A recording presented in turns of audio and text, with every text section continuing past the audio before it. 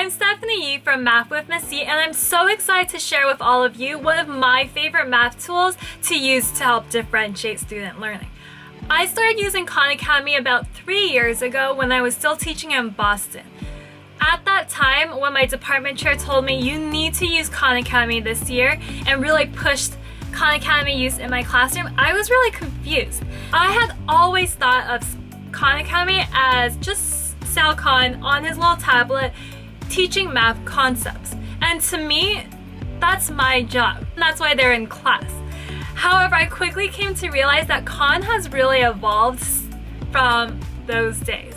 Khan can now provide students with practice, provide students with mastery courses, and allows teachers to quickly assess how their students are doing with concepts.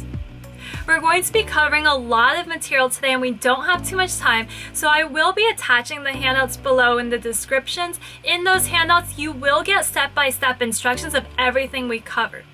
As you're watching this session, I'd also love to see any pictures you have of yourself setting up your Khan classroom, of you watching this session, and feel free to tag me on social media. I'm at Math with Miss Yi on Instagram, Twitter, and Facebook. Okay, let's get started. Today we're going over 6 modules. Pause the video to read through them on your own. Khan Academy is a tool for every learner. As you can see, Khan Academy covers a huge variety of math content from kindergarten all the way to college. It has also been used for some schools and students as part of their SAT and ACT prep as well. Obviously, I teach middle school, so I haven't really explored that as much. I really appreciate that it allows all students to really personalize their learning, and it's super interactive, so you are able to really accurately assess how your students are doing on math concepts. In Module 1, we're just going to walk through how to get yourself set up for Khan Academy. In the handout that I've linked in the descriptions, you will get these exact step-by-step instructions, but I think the video is really helpful for you to just be able to hear those instructions as well. You can access Khan Academy at khanacademy.org. I always sign up with my school email address, so I've moved around a lot, and every single year I've recreated my Khan Academy account. I don't link my Khan Academy accounts to my personal emails. If your school uses Google as the email platform, I would just hit the Continue with Google button. It just makes it super easy whenever you sign in and out of Khan Academy. When you create your account, make sure you're clicking Teacher or Coach and select your home page. Now let's set up your class. I think of Khan Academy as sort of like your Google Classroom. So for each course that you teach, you will want to create a new class in Khan Academy for that. Just like how in Google Classroom you'll create a new classroom for each of your periods, you would do the same in class. The reason is that it just helps to keep you organized, especially when you're putting grades in to your grade book. The way I create class is just creating a class name, adding the courses. The courses that you choose allow you to then choose those specific assignments. Once you have your course set up, then you'll want to add your students. The easiest way to add your students is if you have a Google Classroom set up, just linking it to your Google Classroom, and all of your students then transfer over. One thing to note is that if your students are younger than 13 when they put in their birthdays, it will require a check mark where it says parental permission has been granted. So just something to keep in mind. You can also create or add your students with these other 2 options as well, but again, the Google Classroom way is just the most seamless. In the slides, it says to write down your class codes so that way you have it. If you don't write your class code down right away, that's fine. It's super easy to go back and find in your Khan Academy account. If this is your first time using Khan Academy, something I would suggest is just trying to create your own student account and linking that student account to your teacher account. The reason I would suggest that is so that way you can see what your students are seeing on their end. For your student account, because you are most likely not being added through a Google Classroom, you're going to need to manually put in your class code. So in order to do that, you'll go to khanacademy.org/coaches and then put in that class code that you had copied down before. That will allow you to enter that class. When I say enter that class, that means that this student account can now be graded, it can now be given assignments, and it can be given mastery courses as well. This is a question I get a lot when I talk about Khan Academy, is how students can change their name. To change their name, have them click on their name and then edit your real name. The reason it's important that students have an accurate name in there is because if they're making up a username, you have no idea who they are. For myself, when I am assigning assignments into Khan Academy, those assignments get added to their gradebook. If their username is like Gamer53, I don't know who Gamer53 is, which means even if they got 100% on the assignment, that assignment is not going into their gradebook. It's going in as a 0. So when you're doing this with students, really emphasize like you need to put your name in there so that you get that grade. But it's also important because it saves you so much headache of like guessing and checking and assuming who your students are in the system. As we move into the school year, there's definitely going to be shifts within our roster. You can always add new classes, you can remove a class, you can stop coaching individual students, and you can also add individual students as well. Just like how we did earlier when you had your student account, you would want to add students by providing them with the class code. If you don't want your students changing their names on their own, you can also do that on your end as well. Going into your class, and you can click on Edit Display Name for the student. This is a little tedious, but I would highly recommend it. The reason I recommend this is because your gradebook might not match up with the roster in Khan Academy. So I would reorganize it, either it's using your last name or the first name, whatever your gradebook looks like, so that way you can easily assign the grades instead of like jumping around to figure out what students' grades are. Okay, Khan Academy content. The way you can access Khan Academy content is if you click the subject at the top left corner of the Khan Academy website, it'll bring this drop down of all of these topics that Khan Academy covers. Within each of these topics, you can click in and see assignments. There's usually articles and videos that students can watch as well. Something to know, Khan Academy computing under like the computer science ones are super popular. In my class sometimes, hopefully not all the time, when I give students time to work on Khan Academy, if I'm not being very clear, you need to work on Khan Academy math, sometimes I'll see that they are on the computer science assignments. Those assignments are fun. I think kids love them a lot, and they're a really good incentive for students as well. Another thing to note, if you use the Eureka or Engage New York curriculum, this lines up exactly with the modules in that curriculum. So if that's the curriculum you're using, I would recommend you just going to the Eureka Math section. Okay, this is my favorite part, differentiation with Khan Academy. Let's take a look at the course mastery. From the Khan Academy homepage, I'm going to click on courses. I'm clicking 7th grade. And this is what I will see. I'm going to just click no thanks on the course challenge to show you what the 7th grade homepage looks like. So on this page are all of the topics that are covered in 7th grade. On the top, it says mastery points available in this course. So Khan is based in mastery points. The more points you have, the more prizes you can earn, the better avatars you can gain. And students are able to win these virtual badges as well. So at the end of the 7th grade course, if students are mastering the whole thing, they're gaining 11,600 points.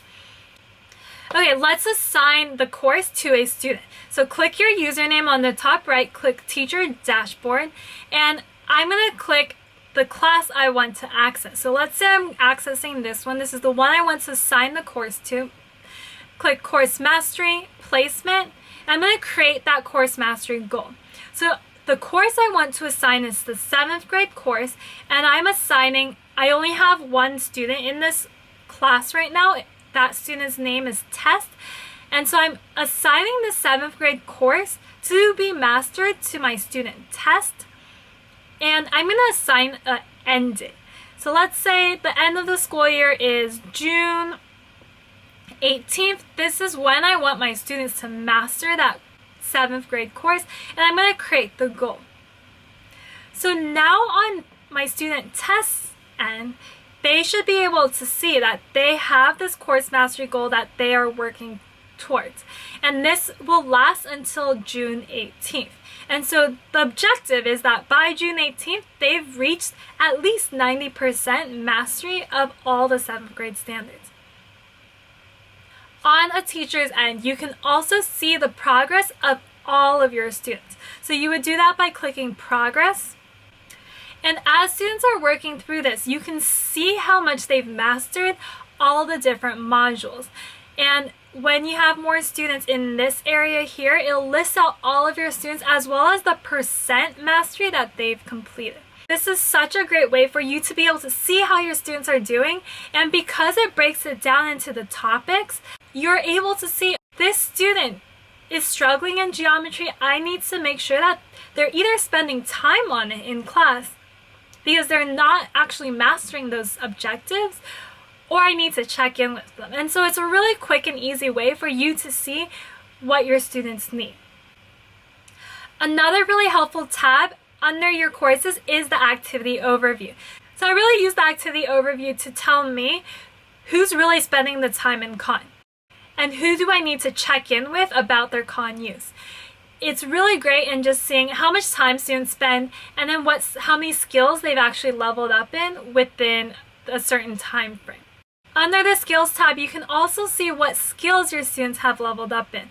So it'll show you once you have more students with their color coding, the amount of students who have mastered it versus not. The next thing we're looking at is assignments in Khan Academy. So this is something I use all the time in my classroom, and this is one of the ways I get classwork grade for my gradebook. So I'm going to show you how I assign assignments to my classes.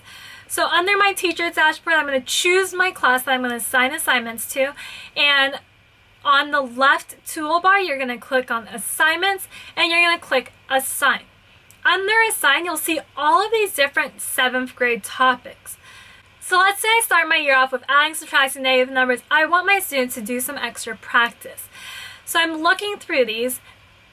All of the ones where the arrows are pointing horizontal, it means it can expand, and you can click down to see videos, exercises, and sometimes there's even articles that students can be assigned as well. I typically don't assign videos. The reason is because they've already gotten the lesson in class. The main thing I'm using Khan Academy for is for the practice.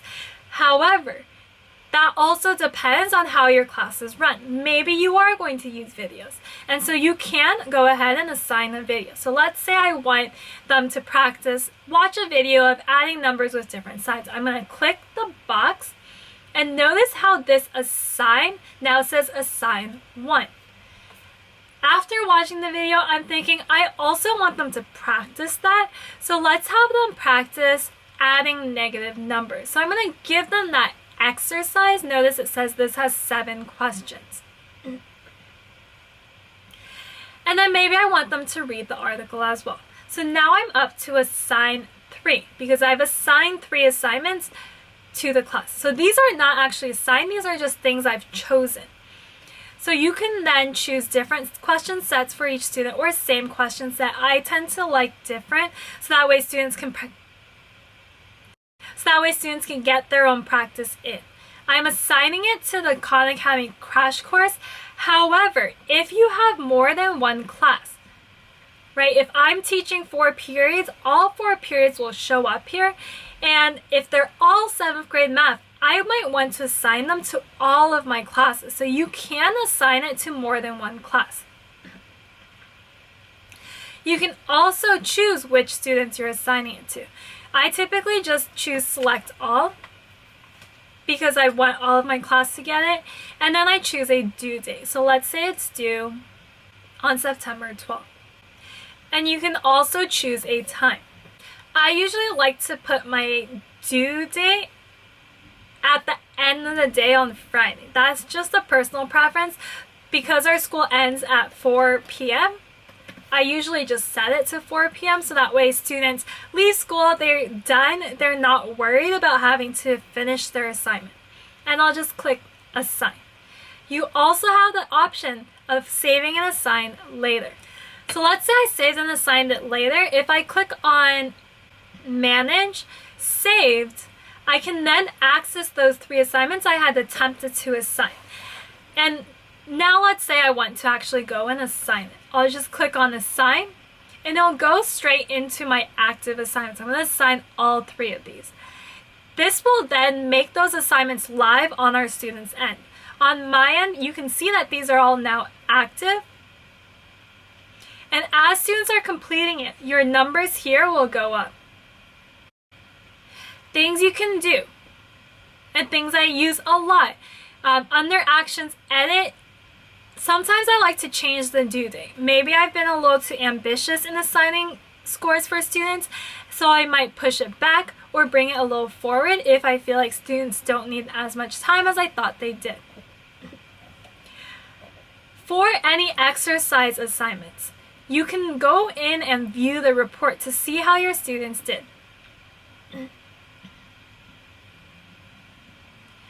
Once this is filled out with all of your students' work, you can get a sense of what types of questions they missed. And again, that's a really great way for you to get data on how your students are doing.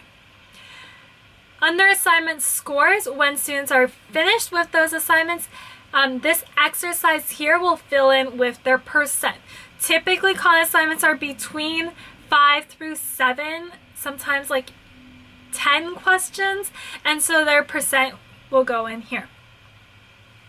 Things that students really dislike about assignments is, one, if they're not careful, they put in a negative sign when they meant positive.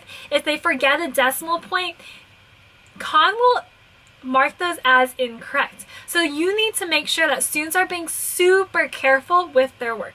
And that just goes into helping students build better mathematical practices. Earlier I showed you the assignment scores. This is what it kind of looks like when it's filled in. So you'll see the color code of how students did, and it's really nice because really quickly you can tell, okay, this assignment here was not mastered, so this is something that I'm going to need to go back and double check with my student here. Module 5, planning. When I first started using Khan Academy, it was kind of scary. I think there's so many moving pieces here and so many different tools that you can use. It gets a little confusing. So before you even start assigning these to students, spend time on your own. Spend time on your teacher end, spend time on your student account, and really have a strong sense of how the Khan Academy system works. Think about, are you going to focus on mastery courses? Are you focusing on assignments? And make that super clear for students. Make sure they understand that when they're doing mastery courses, that's not their assignments, right? Those are 2 separate things. They may be doing the same topics, right? They might be doing negative numbers on both, but the assignment needs to be done independently. What I mean by that is, if you as their teacher are trying to get that grade from the assignment, if they're doing that assignment on their course mastery, it won't show up on that assignment page, right? If they're getting 100 on that assignment on course mastery, it's not going to go onto their assignment page for you to see. So making sure that they understand that those 2 are different and they're helping them in different ways. Also, just think about how you're going to incorporate Khan Academy into your own grading system. For myself, I use the students' assignments as part of their classwork grade. My messaging to students is, this is a way for you to continue practicing these skills, right? They're allowed unlimited attempts. It is frustrating when they're getting like 80% or 89% and they're consistently just missing 1 question before hitting 100. But I think, again, that's also part of that math practices that we try to instill into our students. So just reiterating to them, like, this is something we just need to keep practicing and build that perseverance towards. And ultimately, the more they're practicing, the better it will be for their overall grade. In the classroom, in terms of material I require students to have while using Khan is a piece of scratch paper and a pencil. That's all they need. If an assignment in Khan requires a calculator, it will be built into their system. So students should not be using a calculator on their own. If you want them to practice on a scientific calculator or just having a physical calculator, that's fine, but I would double check that it's an assignment that has a little calculator embedded. Over the years that I've used Khan, I think students off task is a huge issue. I think that's an issue overall, but especially when they're on computers, it's hard for you to check to make sure they're doing the right thing. So things that students tend to do on Khan instead of doing the Khan math is coding, as I mentioned before. And sometimes, just to raise their mastery goal, they'll go on to lower math assignments. So I've had students complete the entire kindergarten mastery course on their own at home to raise their points. And the reason they want to raise their points is because they get these badges and they get these new avatars. And so just being really mindful of what they're doing and what they're spending their time on Khan. As they're working on Khan in your classroom, I would also just check in with them. I really like using the activity tab to just kind of get a sense of how students are doing, who I need to check in with at that point. If I'm not already pulling a small group, I would then pull a small group then. If students finish early on Khan assignments, my go-to is always work on your course mastery. The course mastery is for a whole entire year. So it's not something that they can finish within an hour. It's something that we're working on from September all the way until June. A really tricky part about using Khan Academy is that students tend to get stuck on the questions. There's so many questions that come up when I give students Khan Academy work time. Make sure you're providing your students with tools that they can use if they do get stuck on Khan Academy. Right? Use your references, watch a video, check in with your neighbor if that's something you are okay with. I think as we're moving to remote learning, for a lot of school districts this school year, those videos will be so helpful to students. Another thing that students can do is if they just screenshot the problems and email it over to you, that allows you to provide them with more direct feedback. Because often I'll have students tell me, oh, Miss, yeah, I had trouble with this assignment. But without seeing the problem itself, it's hard to know what specifically they had trouble with. So just tell them to screenshot, email it over. Okay, our last module is on LearnStorm. LearnStorm is a program that Khan Academy only does in the beginning of the year. It ends around November. And it's a great way for students to embrace their growth mindset while practicing those skills. When you sign up for your Khan Academy account, you'll see an option to enroll into LearnStorm, and it's a whole class activity where students are tracking their whole class process. So this is a great program to check out, especially for the beginning of this year. Thank you so much for watching. Hopefully you walked away with ways to implement Khan in your classroom. If you already use Khan, hopefully you walked away with some more tips and tricks in really utilizing what Khan has to offer.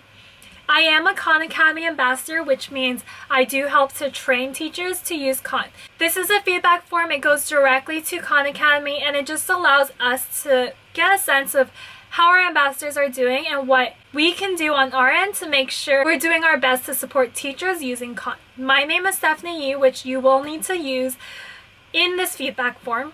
If you have any questions for me, you can find me on Instagram at mathwithmissyi. Also, you can email me at my email, mathwithmissyi@gmail.com.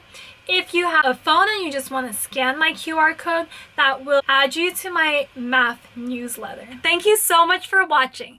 If you took any pictures during this session and you plan to share on social media, don't forget to tag me so that way you can be entered to win some free Khan swag. Bye!